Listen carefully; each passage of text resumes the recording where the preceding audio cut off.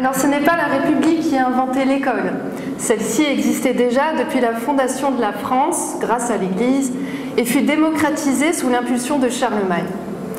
Or, depuis la Révolution, le pouvoir bourgeois internationaliste, destructeur de la nation française, n'a cessé de vouloir priver les parents d'une libre éducation pour maîtriser et modeler les consciences des individus, afin qu'ils deviennent d'abord des citoyens dociles et aujourd'hui des êtres dépersonnalisés.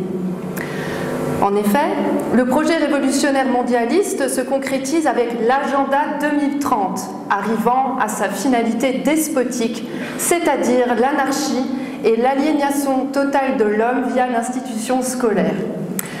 Cet agenda annonce la couleur, transformer le monde autour des 5 P. Planète, population, prospérité, paix et partenariat.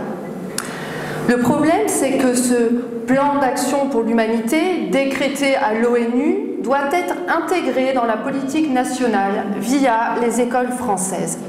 Voici quelques extraits des objectifs cités sur le site agenda-2030.fr. Par exemple, s'appuyer sur l'éducation pour permettre une évolution des comportements et des modes de vie pour qu'ils soient, parce qu'ils ne le seraient pas, adaptés au monde. Deuxièmement, assurer l'égalité des chances, mais en réduisant l'inégalité des résultats. À quoi bon fournir de bons résultats, là? Troisièmement, en facilitant la migration de façon ordonnée et régulière. Alors pour cela, la caste des élus et des non-élus se fait un devoir de soumettre, que dis-je, de dresser les enfants français d'une part par la colonisation inédite de notre territoire, d'autre part par une politique de l'école sexualiste qui s'apparente à une rééducation républicaine forcée et contre nature. Alors tout d'abord, l'obsession sexuelle de l'école publique. Ils misent tout sur la déconstruction des enfants de France pour atteindre les objectifs qui leur ont été fixés. L'ancien ministre Jean-Michel Blanquer avait déjà publié une circulaire le 29 septembre 2021 pour un meilleur accueil des élèves transgenres à l'école, permettant ainsi leur accès aux toilettes et à l'internat en fonction du genre auquel ils décrètent appartenir, et pire, obligeant les personnels à utiliser le prénom et le pronom qu'ils se choisissent, demandant ainsi aux enseignants de participer au mensonge pour faire de cette idéologie une priorité. Mais ce n'était pas assez. Voilà que le nouveau ministre Pap Ndiaye veut instaurer encore plus d'éducation à la sexualité, alors qu'elle est déjà dispensée de la maternelle au lycée. L'élève de 11 ans se verra infliger des cours et des témoignages sur l'homosexualité et la transidentité donnés par des associations activistes, mais potentiellement par tous les enseignants et dans toutes les matières.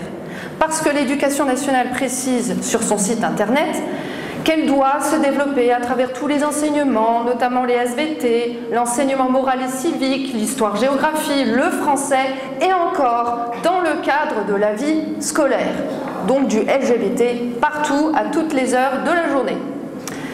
Et qu'apprend-on en maternelle? Eh bien, nommer par exemple les organes génitaux, alors quel intérêt à cet âge? Et surtout, la notion de consentement.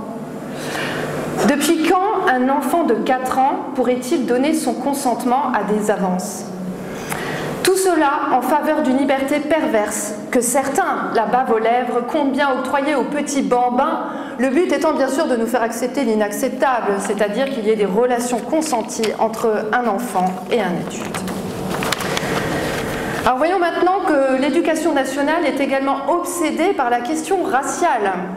En effet, l'éducation nationale déconstruit l'appartenance culturelle des enfants natifs français avec l'aide de Pap Ndiaye.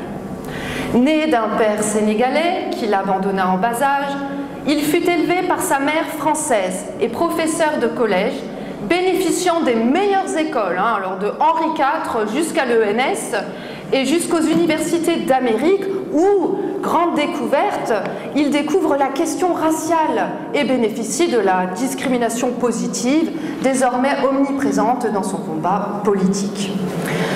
Pap Ndiaye Ndiaye est à l'origine de la fondation du CRAN, qui travaille avec le CRIF. On se demande pourquoi nous n'avons pas de CRAF. Je milite pour la création du CRAF, c'est-à-dire le Conseil représentatif des autochtones français.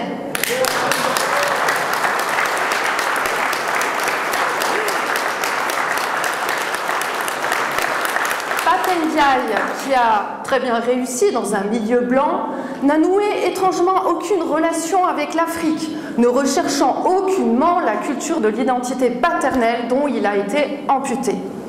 Pour ces informations, merci à Faits et Documents qui délivre le portrait de Pape Ndiaye dans son numéro 512. Alors d'où lui vient ce rejet de la France qui a permis sa réussite parmi les méchants blancs ? Toujours éthique, il se manifeste par sa promotion active de la discrimination positive dans nos écoles. Loin d'offrir un accès prioritaire aux autochtones français, aux études, à l'emploi, ce qui serait d'ailleurs légitime pour la protection de tout peuple natif vivant sur son propre sol.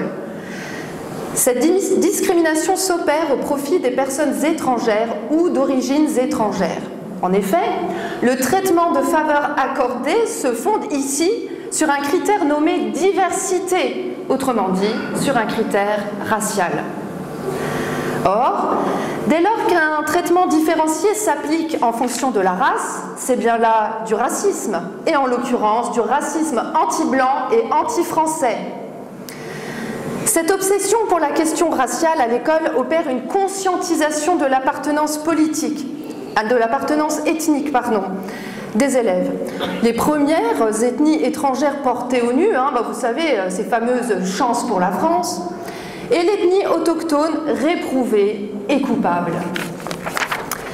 Même la plateforme d'orientation post-bac, Parcoursup, a instauré la ségrégation raciale et sociale, puisqu'on peut y lire, ouvrez les guillemets, certaines formations ont l'obligation d'accueillir un minimum d'étudiants ayant un profil défini, fermez les guillemets, c'est-à-dire un quota d'halogènes, souvent en dehors de toute compétence et de tout mérite.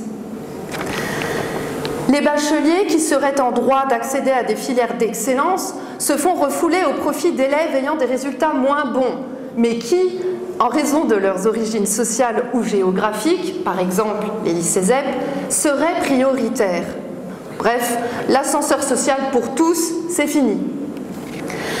Par ailleurs, les contenus vecteurs de notre civilisation sont très allégés, voire supprimés. D'ailleurs, Pape Ndiaye ne s'en cache pas en disant, je cite, « Notre mission première, c'est faire de l'immigration l'élément central de notre histoire nationale. » Une histoire nationale qui ne commencerait qu'avec l'immigration.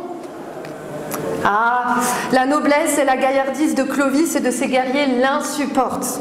De ce fait, on spolie aujourd'hui les jeunes Français de ce qui leur revient de droit, c'est-à-dire notre mémoire collective.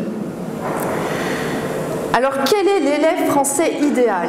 Eh bien, c'est très simple, c'est le wokiste 2.0. La politisation d'une jeunesse endoctrinée pousse les jeunes autochtones à se haïr, au point de vouloir être remplacés, de vouloir se détruire par le transhumanisme qui mutile. La sexualisation de l'enfant conduit à valoriser celui qui veut se comporter comme un adulte, tenue vestimentaire, maquillage, façon de parler, jusqu'à l'engagement en faveur de causes politiques, puisque les élèves doivent s'engager au sein de leur établissement scolaire contre tous les mots en isme et toutes les phobies.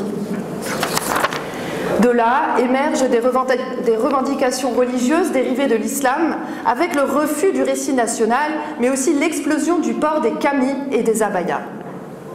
Aucune mesure ferme n'a été prise et les enseignants confrontés à ces situations sont rarement soutenus, car en s'y opposant, ils sont soupçonnés de isme, voire menacés de mort. Comme le dit Madame Sophie Audugé, déléguée de SOS Éducation, l'école devrait élever les Français vers l'excellence littéraire, scientifique, leur permettre d'accéder aux connaissances capables de développer l'esprit critique et la créativité. Elle plaide pour une école sans pression idéologique, pour l'école à la maison et contre l'écriture inclusive. Elle affirme que la lutte contre les inégalités sociales n'est pas le rôle de l'école, mais que celle-ci doit produire ce résultat grâce à une instruction de qualité. Madame Audugé dit la vérité. Madame Audugé gêne.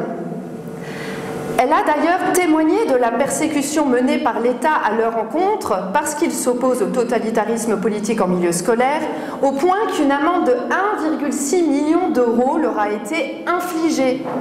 Or, il se trouve que SOS Éducation a également pointé du doigt la collusion entre l'éducation nationale et le cabinet McKinsey.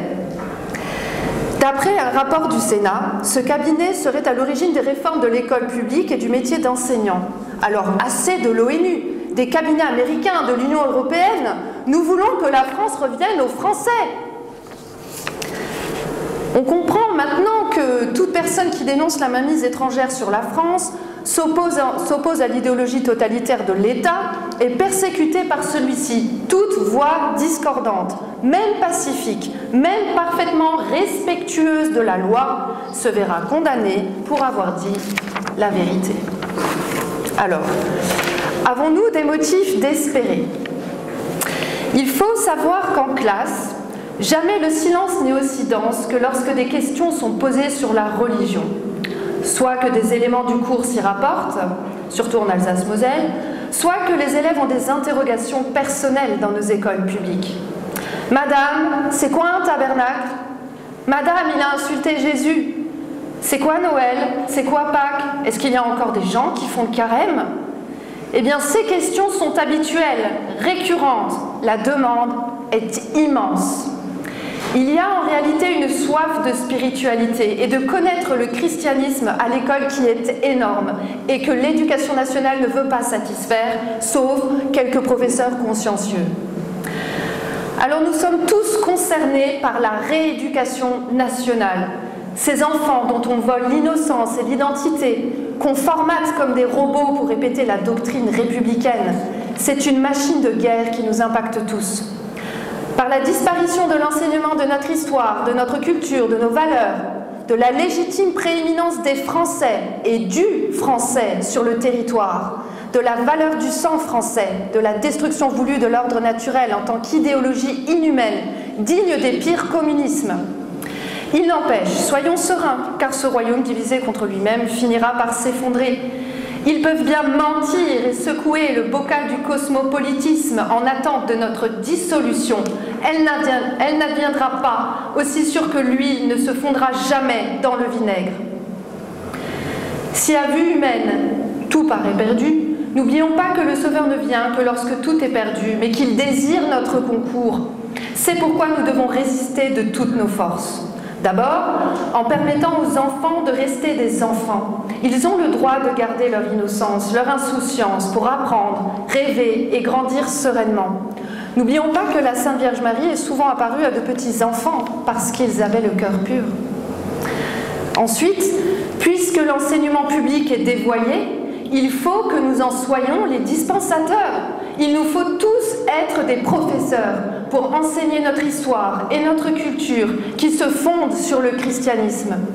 Pour transmettre ce savoir aux enfants, bien sûr, mais aussi à notre famille et à tous ceux qui croiseront notre chemin. Enseigner par l'exemple, par une tenue décente, par de bonnes paroles, par l'évangélisation, par de bons livres, des vidéos formatrices, notre frère, notre cousin, notre voisine, notre collègue, notre prochain. Enseigner en tout temps la vérité partout et à tous, c'est-à-dire enseigner notre Seigneur Jésus-Christ. En conclusion, à ceux qui me disent souvent « Ah, mais vous ne changerez rien à Civitas, vous êtes trop peu nombreux. » Ah, je leur réponds que les apôtres n'étaient que 12. Pauvres, démunis, faibles en apparence, ils ont changé la face de la terre. Sans argent, ils étaient riches de Dieu. Sans pouvoir politique, ils avaient une force invincible. Sans médias, ils transmettaient leur foi uniquement par la parole. Cela était possible parce que, inspirés par le Saint-Esprit qui instruit de toutes choses, ils annonçaient la bonne nouvelle, notre Seigneur Jésus-Christ, qui vivant en eux leur a dit « Celui qui vous écoute, m'écoute ». Ensuite, le Verbe éternel s'est fait chair par son incarnation, Pourtant, il veut habiter notre cœur par la Sainte Eucharistie, afin que sa parole toute-puissante agisse au travers nous. De la présence de Dieu dans l'âme vient la supériorité surnaturelle des chrétiens. C'est cette supériorité surnaturelle qui a conduit nos ancêtres à tant d'exploits, magnifiant le génie naturel français. C'est pourquoi, si le Christ nous habitait réellement, totalement, nous tous ici présents à Rungis, nous serions alors comme ces apôtres du temps de la chute de l'Empire romain. Oui, nous serions cette armée de saints qui foule aux pieds la puissance de l'ennemi. Loin des hommes déconstruits de l'école onusienne, faisons prendre conscience à cette jeunesse de sa dignité d'enfant de Dieu, pour qu'un jour il puisse être élevé à l'état de grâce. Tous redevenons de petits enfants et allons à l'école du Christ. Car ceux qui auront la joie de suivre les enseignements du Maître auront le don de ranimer la France par l'Esprit Saint. Ils seront animés du même esprit viril que nos ancêtres guerriers, esprit impérissable et vainqueur parce qu'éternel.